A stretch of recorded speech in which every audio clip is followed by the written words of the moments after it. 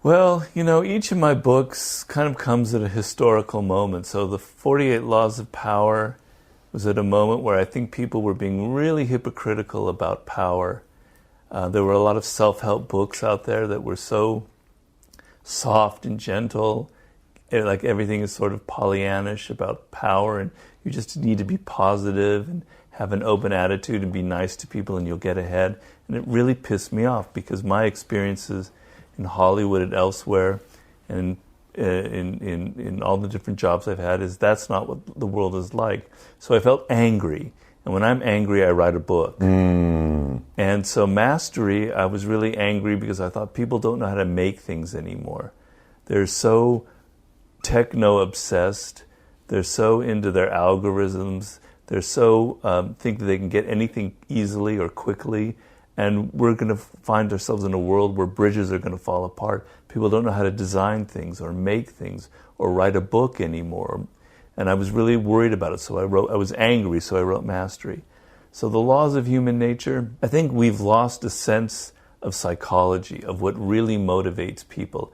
I think we're living in times where people have never been more self-obsessed, more self-absorbed, for whatever reasons. And social media maybe a little bit? Social media plays a huge role in that. And so people are kind of locked into their own little world. You may not realize this, but I think that the source of most of the pain that people feel in their life, the source of most of their failures in life, why they hit a wall, why they can't get any further in life, is because they don't understand people. They don't understand what motivates. They can't get inside the mind of the other person.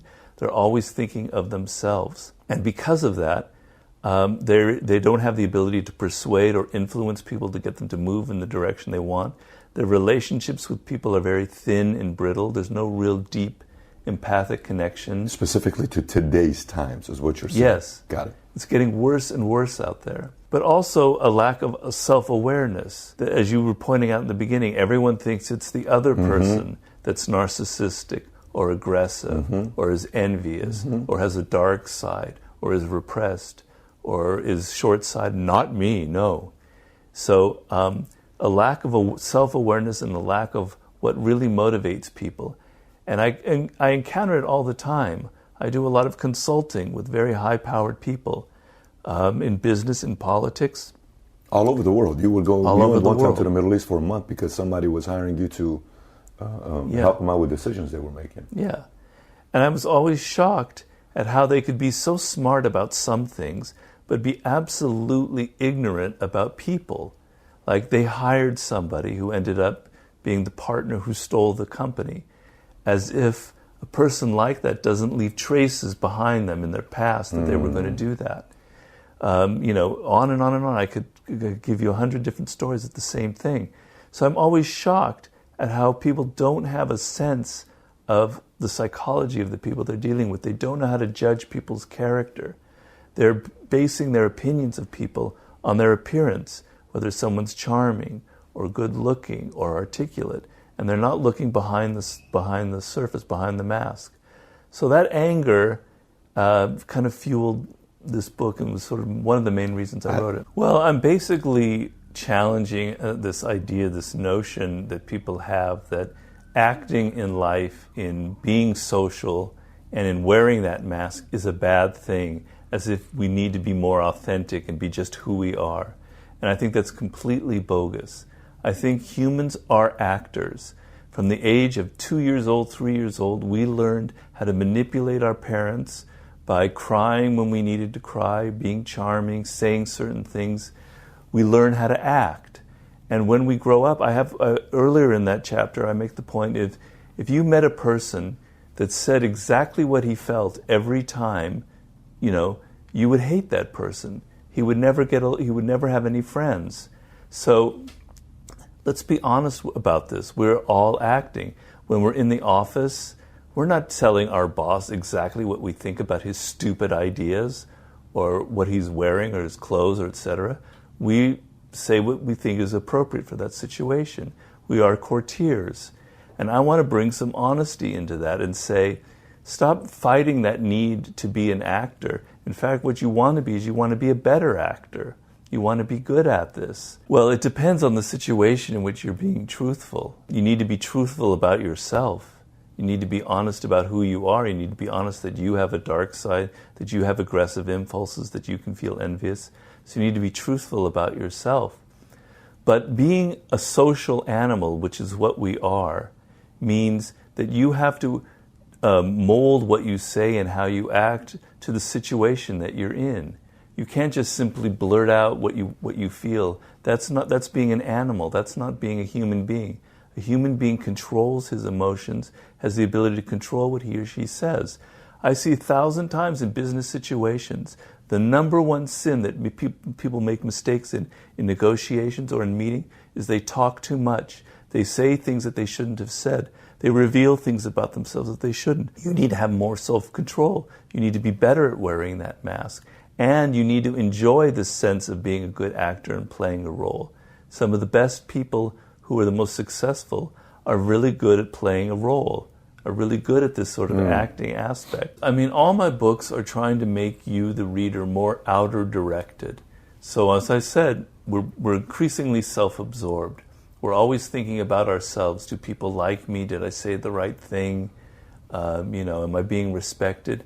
And I want to flip the scenario. I want you to look and think about the other person, what they need, what they're thinking, their psychology, their background, their problems. And starting from that position, you have the ability to influence them. And that may lead into some of this acting ability where you know how to present the proper front for them, etc.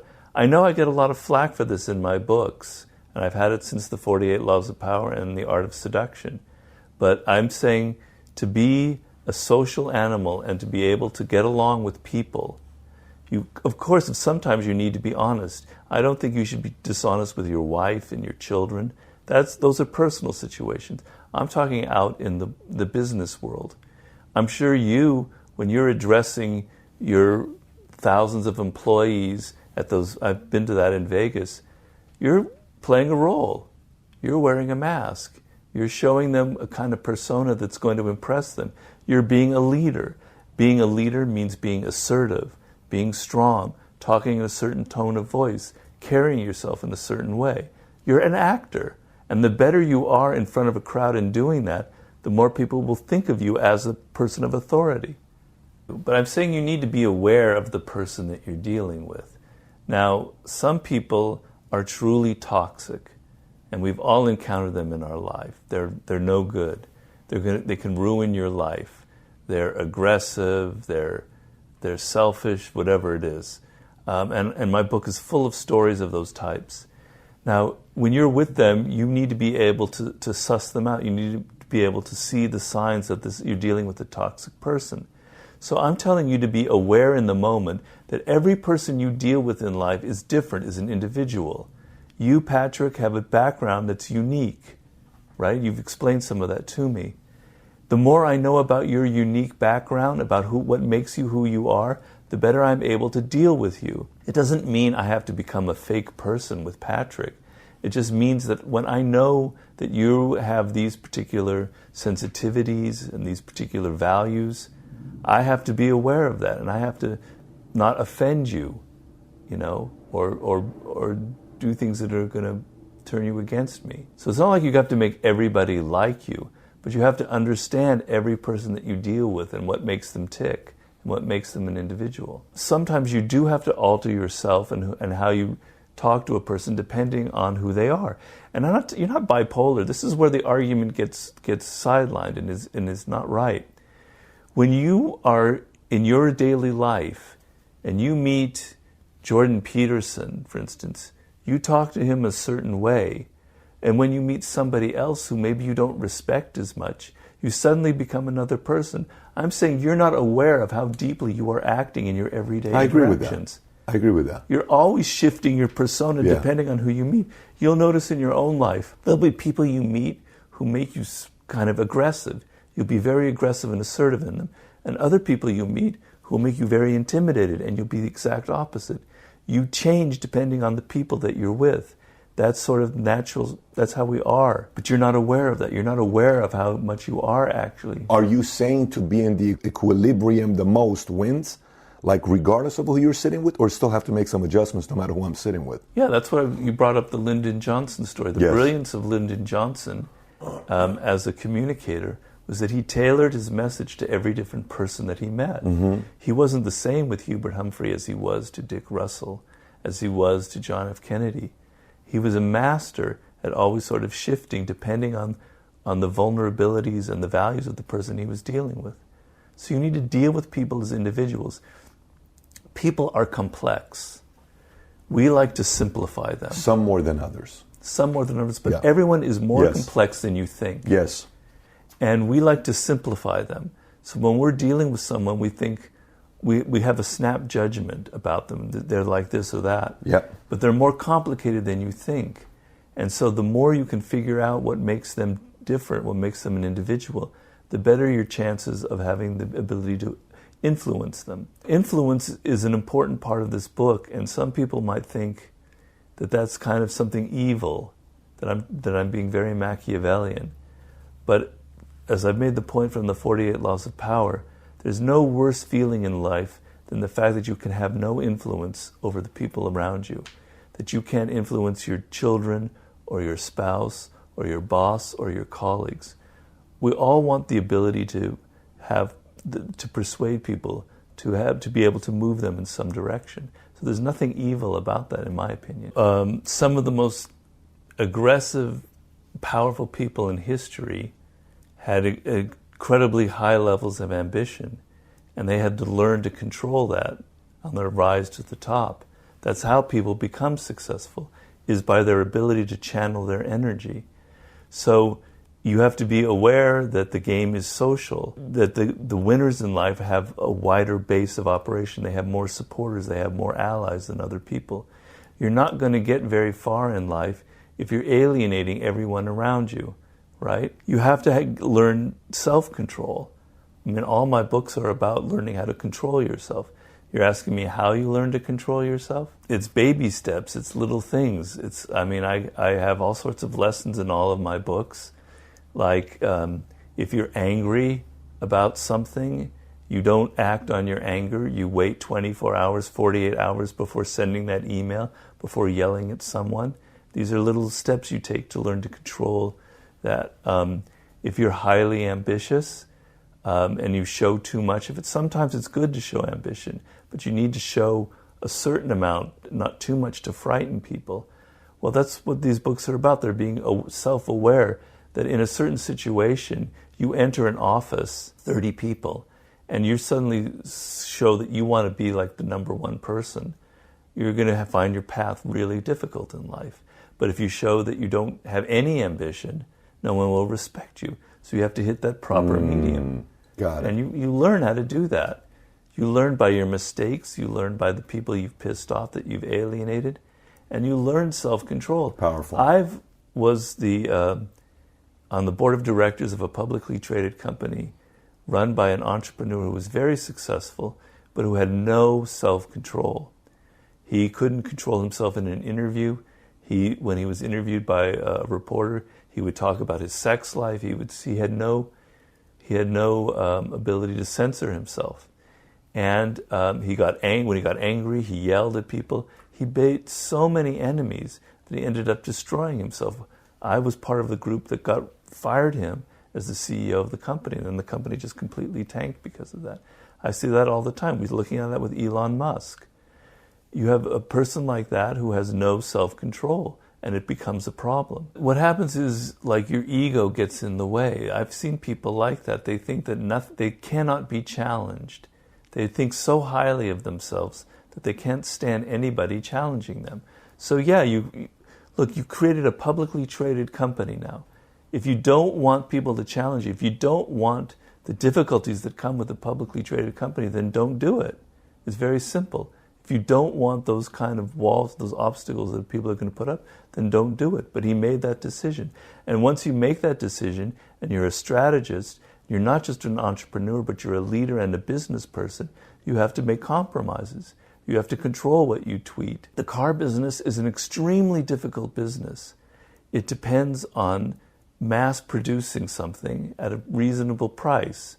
And so you have to have a scale that you can manage. And he never really had that. He didn't build his company up in an organic, slow fashion. He was too ambitious. He went too quickly.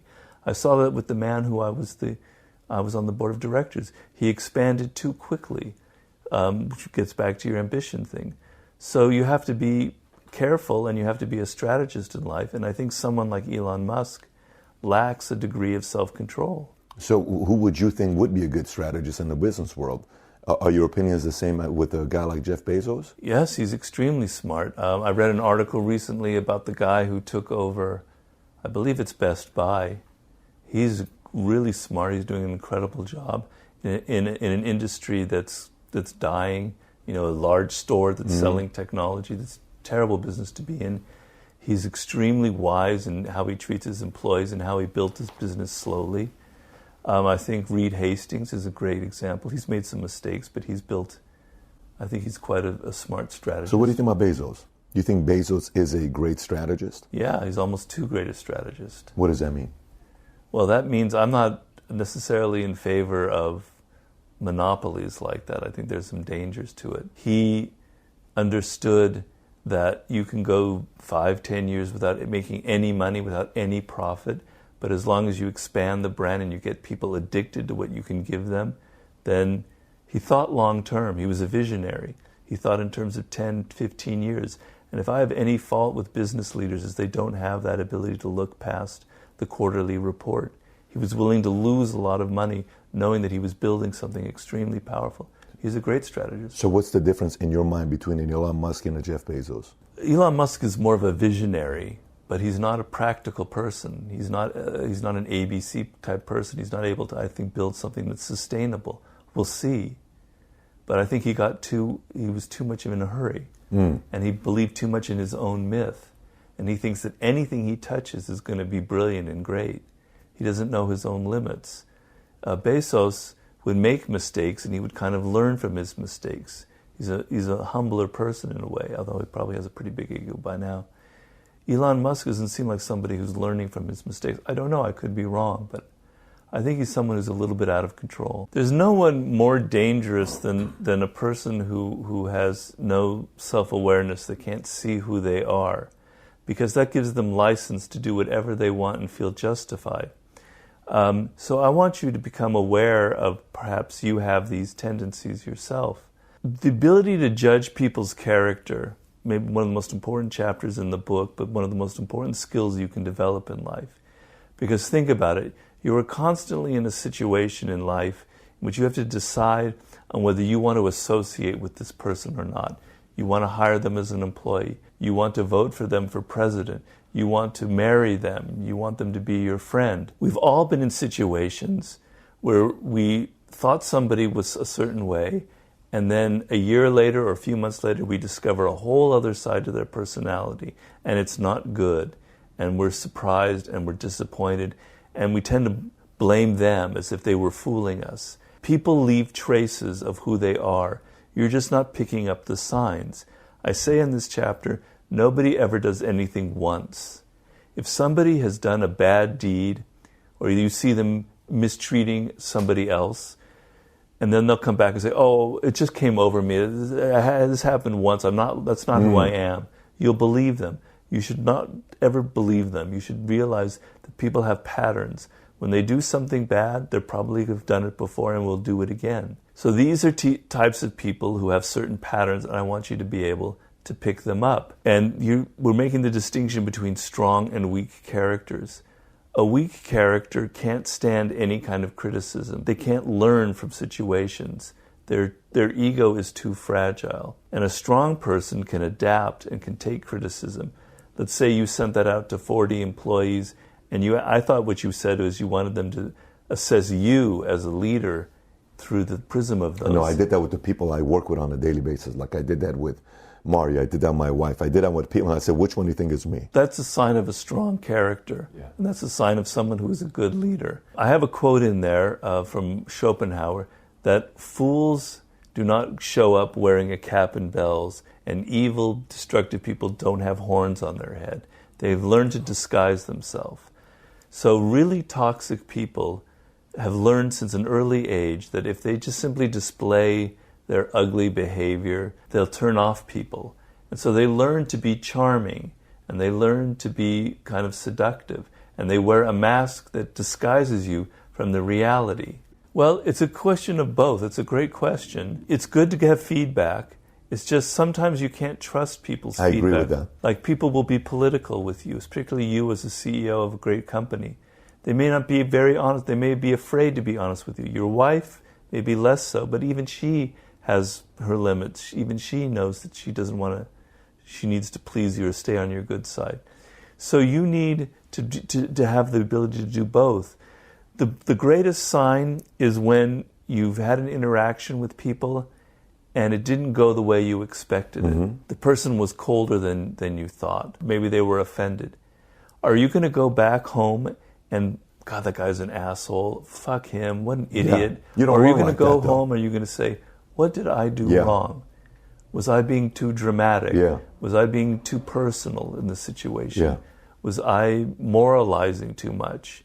Can you go home and self-reflect and say, well, maybe I have some of these problems? That's the difference between you and the toxic type. The toxic type can't go through that process. Let's say that the quality in a person is almost like a metal. There's the word tensile. If you're a strong person, you can bend a little bit.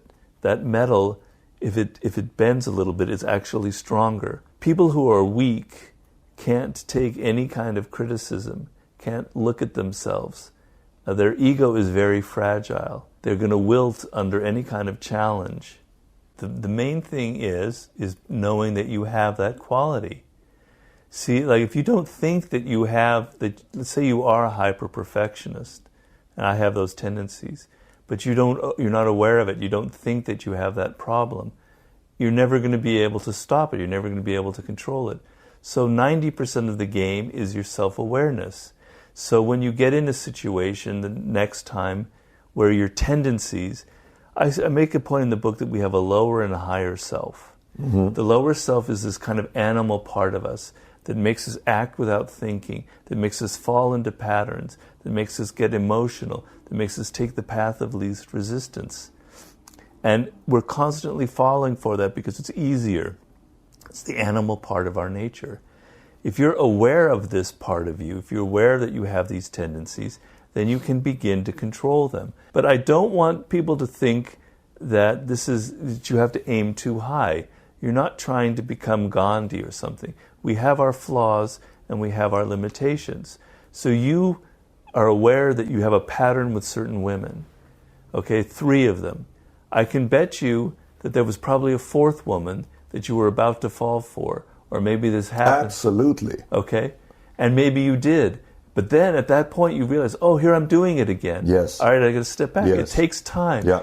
When you make a mistake, when you have a painful relationship, a bad interaction, you step back and you say, is this a pattern in my life?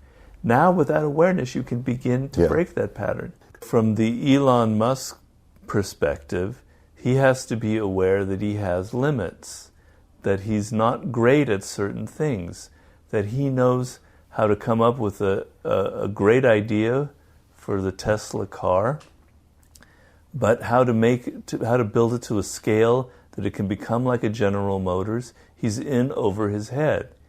He's going to need help. He decided to become a publicly traded company so he could raise money on a different level than if he were private. So you need to realize that you're dependent on other people. All right? So if you're Elon Musk and you're just gone public, you're aware that you have your limits, you're aware that you can be a bit egocentric. All right, who am I going to bring onto the board? That's a key decision. Am I going to bring on a bunch of yes men who are just going to kowtow to everything I say, which I think he started off with a board like that? Or am I going to bring people on who are just numbers people who are going to make my life miserable, who are only about a quarterly report and for boosting the price on Wall Street? Or am I going to bring in smart, strategic people who are going to cover for my flaws? So a great leader realizes, and I talk a lot about this in the War book for great generals, know that they have flaws and limitations, and the people they hire are designed to cover those flaws. So if I'm not great at execution, I'm going to hire people to serve on the board who are practical, who have a track record, but who are not meddlers. So it's a key element there is who you choose to be on your board. I've been in this situation, so I know how tough it is, because you could hire someone who is like that, and then they get on the board and they feel the pressure from being a publicly traded company and for getting in trouble with shareholders. Yeah. Who am I beholden to, the shareholders or to the CEO? And at some point, you're legally responsible to the shareholders, and you start changing who you were. So it's a difficult decision, and a lot of it's based on the character of the people that you choose. But the main thing would be for the guy that I worked for and my board was like Elon Musk, and he could not be aware of his own flaws and limitations. He thought he could do the whole thing. He built this company from one store to hundreds of stores around the world. Why does anybody know more than I do? You know, and I told him beginning from day one, look, you have limitations. There are things that you're not good at. You told him that? Yeah. How was his reaction when you had that conversation with him? He just wouldn't listen. He loves me because of the 48 Laws of Power. He brought me onto the board because So he wanted more power. He didn't want to... He wanted a yes man. He wanted someone just to validate his ego. So the Elon Musk thing is, who do you choose to be your lieutenants? It's not a science, because once you get on the board, people change, you know. But you have to have a mix of people from different backgrounds and create, it's like choosing a basketball team. You got to have the right kind of mix. And then from the board point of view, you have to understand that this is the creative person. This is the person who's driving the company.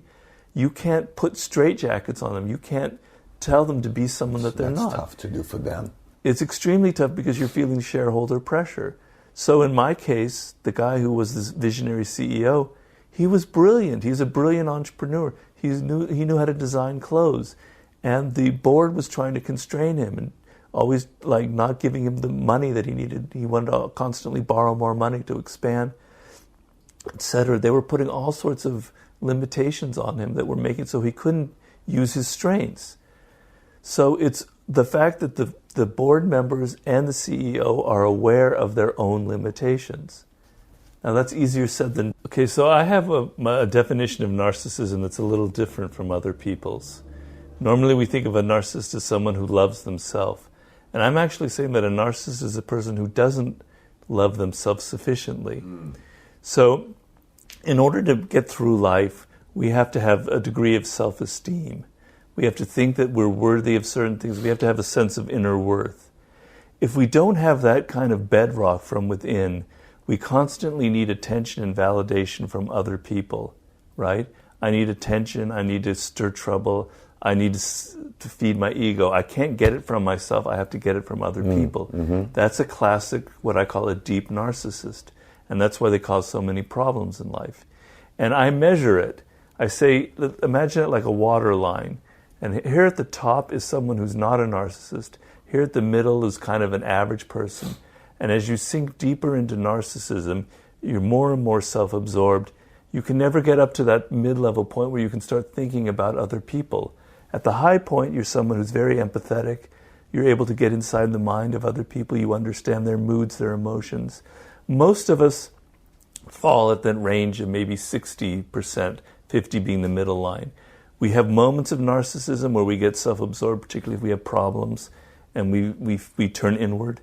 But then we have enough self-esteem because of our parents and because of our background that we raise ourselves back up, and we don't keep continually sinking into that narcissism. We want to get higher. We want to get to that level where we're able to be more empathetic.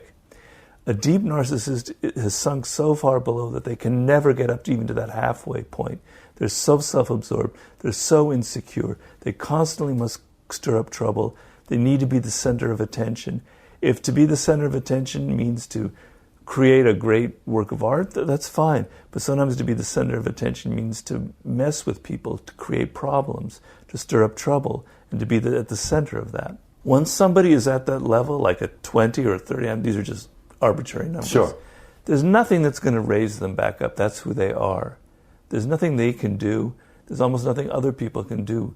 They're damaged goods. There's nothing that can happen. I don't think so. Wow.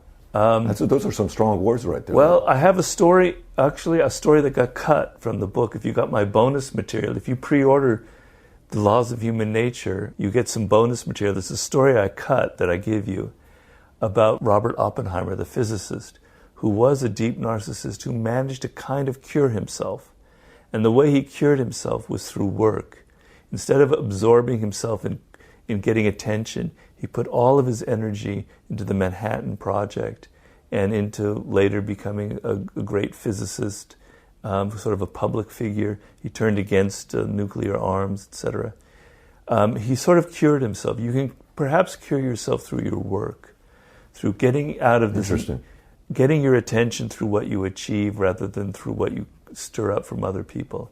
But generally, once you get past that low level, there's nothing you can do because you're addicted to getting attention from other people. In other words, if I write about aggression, or I write about envy, or I write about narcissism, every single human being that has ever lived is inside that circle. We all have that quality. And the worst type of people are those who say, oh no, it's not me. I'm not a narcissist. I'm not aggressive. I never feel envy. It's not possible. I explain why we are all narcissists, why we're all self-absorbed. It comes from the way that we are raised as children and how we need to feel validated for ourselves. So the people who claim that they're not narcissistic are generally very dangerous. Well, most people who are like that, there's no advice I can give them. That's who they are. They're locked into that. There are certain people who I call envier types, who because of their childhood, they feel that they always deserve more. They're entitled to have more from people. They feel like they are privileged somehow. They're not willing to go out and do the work. They want other people to give more. Nothing's ever going to change them. It's best that you recognize them and stay away from such types. I saw you said that. They can be very destructive. In the end of that chapter, I have a section on how to use your own envy. So the first point is to recognize that you feel it, to not be in denial. This book is about how you tend to be in denial. Envy is one emotion that almost no one will ever admit to, because to admit to feeling envy is to admit that you feel inferior to another person. We don't like to do that. We want to feel superior. So no one will ever admit that they acted out of envy. You, Patrick, me, Robert, we have done things out of life out of envy. It's natural. It's human nature. Chimpanzees, they've done studies. Chimps and primates showed signs of envy. What does it come from? It comes from the fact that we're a social animal and we're constantly comparing ourselves to others. Does he have more than I do? Is he getting more respect than I'm getting? Is his car better than mine? Does he have more perks and privileges than I'm getting? How did he get into that university and I didn't? We're all doing it. Stop denying that it's happening. It's how the brain functions. Once you're aware that you actually feel envy and you're finally honest with yourself, then you can move beyond it. Instead of constantly feeling envy for someone who's powerful, turn that into something competitive. Instead of being angry and deciding to sabotage them, why don't you work on becoming better than them? Using the fact that you feel inferior to this person should impel you to excel, to become better than them. So you're saying let the feeling of envy make you competitive to want to outdo and outcompete and outwork and out-strategize. Because you're not going to get rid of envy. It's the silliest idea that you're going to somehow be Gandhi and you're not going to feel it. You're going to feel it, but turn it into something productive and positive for where you actually achieve something. Yeah. Instead of tearing people down and criticizing them and moralizing, build something and excel. Use it as a force to make you competitive. You always tend to compare yourself to people who are more powerful than you. Why don't you look down on the scale and look at people who are less powerful than you and compare yourself to them so that you can begin to appreciate what you have. Oh, he's got so much better parents than I do. I wish I had a mother like that. Well, look at your friend who had the worst kind of mother and feel appreciative of what you have. It wasn't that bad. So look at the other side and compare yourself to people who have it much worse than you. And also, instead of feeling, there's a thing called schadenfreude, which is a form of envy, where if someone says that they've had a bad experience, it almost makes you feel happy inside. You get joy from other people's pain. If your friend doesn't get hired for a job, for a moment you feel almost kind of happy because... What did you say that's called? That's called Schadenfreude. Okay. It's German for joy in pain, feeling joy in other people's pain. It's a very big component of envy. You like to read about other people's failings. In social media, what is the most popular subject? Some powerful person who has a foible, who fell. Everyone loves it. They feed off it. It's a feeding frenzy. That's Schadenfreude. Well, you want to have the opposite. You want to develop what we call Mitfreude, which is if somebody has good news, you actually feel joy for them. You don't feel pain, that you don't feel envious. You actually share their joy. You open up your spirit. These are not easy. They're not natural. No way. Phil Hellmuth talked about that. Well, first of all, you have to understand that that's what you're experiencing. You know, people will disguise their envy. They will criticize you. They will say, "Oh, Patrick, you cheated your way to the top," or "You did this out of the other. Your power, you got to where you are out of some unfair means," or "You don't really deserve your success." And you won't recognize that as envy. They may be more subtle with their criticisms.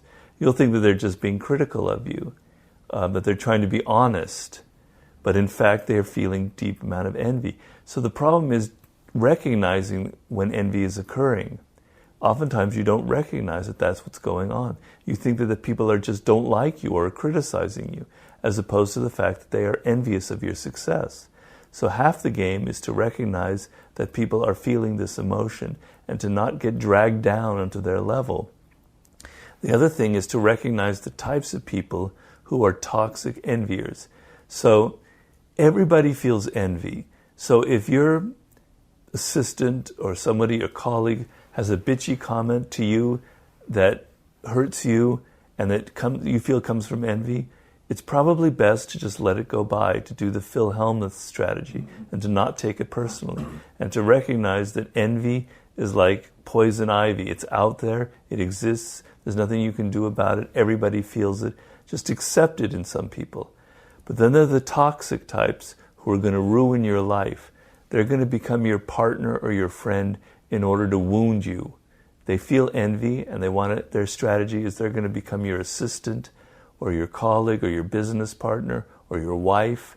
That happens. And they're going to end up trying to sabotage you and ruin you. That's their strategy.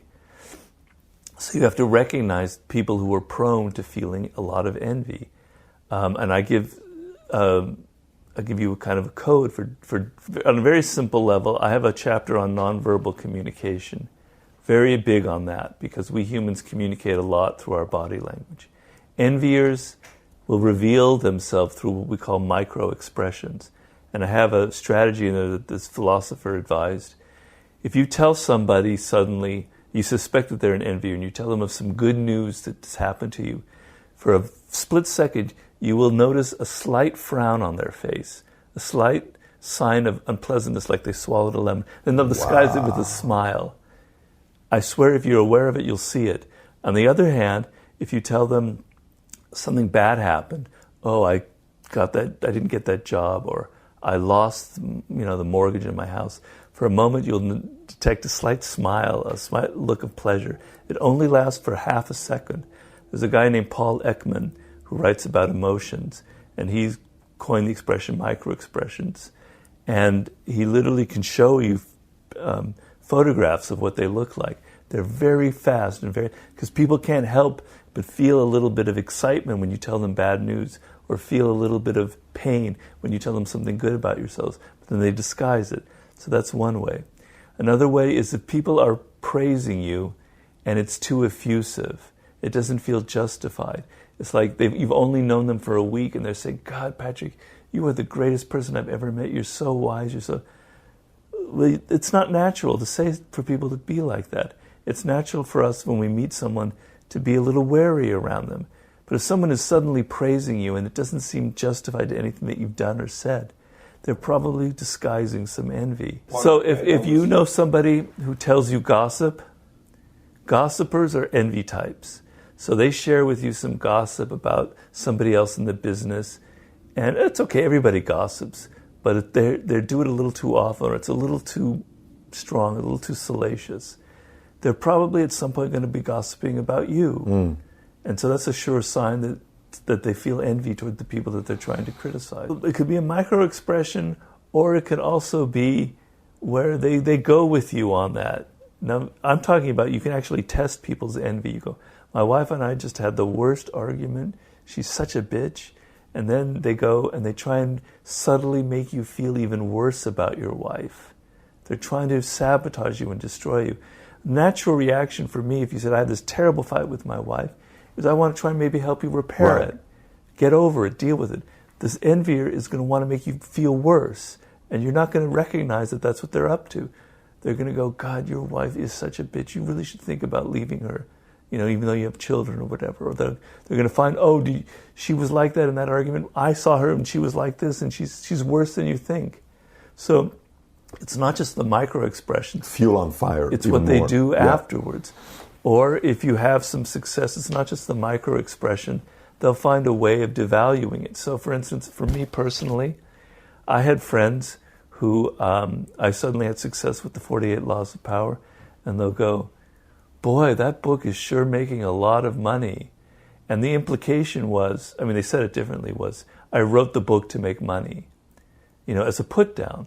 But they're coining it as kind of half praise, right?